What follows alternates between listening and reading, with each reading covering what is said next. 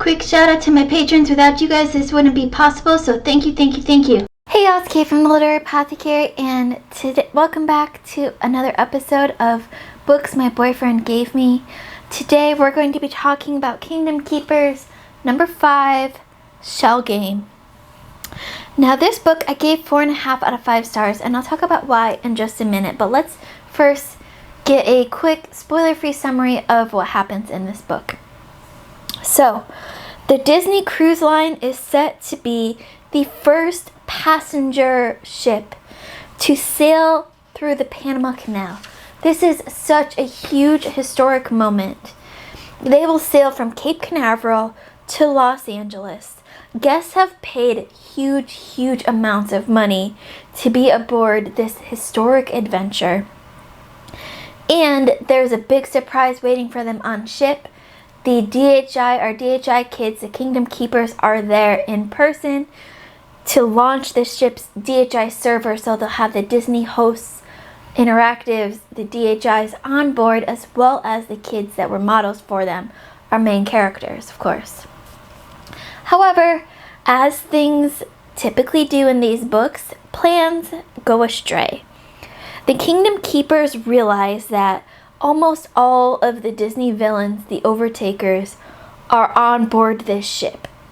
And they have infiltrated themselves into the crew members on the ship and the cast members on the ship, and maybe even higher than crew, maybe the captain. Who knows where they've gone in order to get everyone on there. Characters that aren't even part of the planned shows are on this ship, whether they're hiding away as stowaways. So, now the Keepers have to battle the Overtakers during the cruise, figure out why the Overtakers stole this journal that is so important because Walt Disney once owned it, and they have to get this journal back. Like I said, I gave this 4.5 out of 5 stars. Unlike most of my other reviews, I'm going to start with why I didn't give it 5 stars, what didn't work for me first, because it deals with the beginning of the book.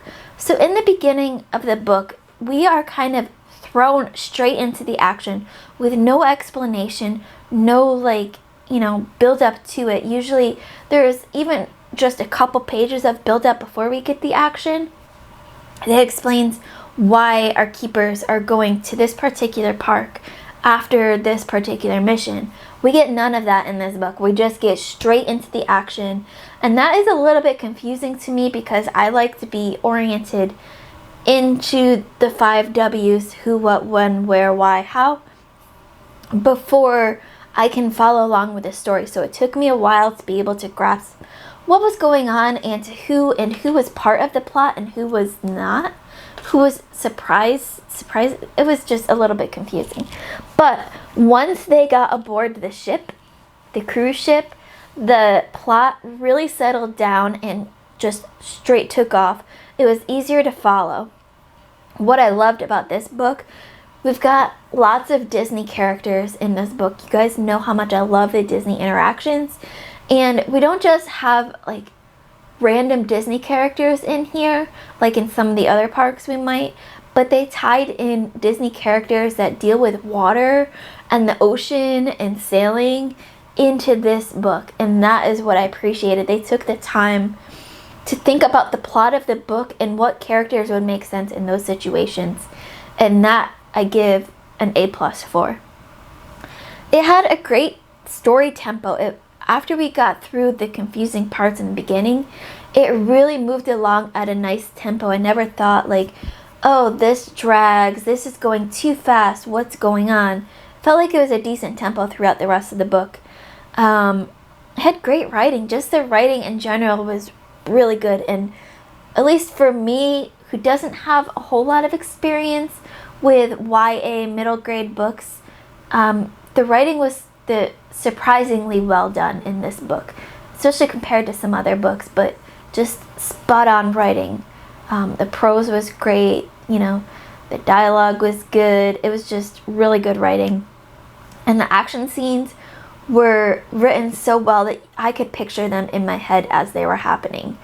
And because our main characters are still teenagers in this book, they feel like they're kids. It's written so it feels like they're kids. There's kids writing this book. There's kids actually talking. A lot of times, I think I've mentioned this in previous reviews too, a lot of times when you have kids as the main characters in books, the adult writer, whether consciously or unconsciously, installs adult themes and adult thinking into the kids' prose and the kids' dialogue. But in these books, the kids feel like real kids to me. They worry about things that kids would worry about. They talk like kids would talk. They know their limitations as just, teenagers and not adults. And that is more important than a lot of things. So that for me is huge in this review. So like I said, 4.5 out of 5 stars for Shell Game, Kingdom Keepers number 5 by Ridley Pearson. I've already got book 6 on hold at the library. I'm just waiting for it to be ready to be picked up. And I can't wait to move on with this series because this book, one thing I forgot to mention, this book ended on an absolute cliffhanger. Literally, 2 of our characters jump off the ship and that's where the book ends. So I need to read book 6 to see what happens. I know that because I've read book 7 first, I know that things somehow come out all right, but I don't know how. And I don't know, what happens in book 6. I need book 6. So once again, as always, thank you to the Durham School of the Arts and thank you to John for getting me these books. I enjoyed these so much more than I thought I would when he first brought me home book 7. I really enjoyed this journey. These are the most unique books I've ever read. So thank you to you all. Durham Public Library, get it go on that hold because I need book 6 now.